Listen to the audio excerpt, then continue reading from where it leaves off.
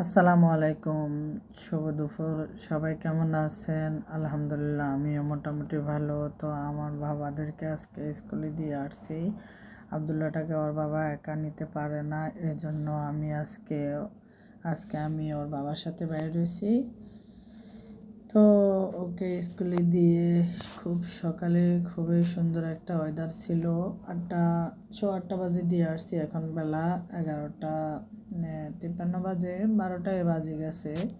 তো আমার আজকের ভিডিওটা কার কার কাছে ভালো লাগলো অবশ্যই কমেন্ট করে জানাবেন, লাইক শেয়ার করতে ভুলবেন না। সবাই আমার পাশে থাকবেন, আমিও আপনাদের পাশে আছি।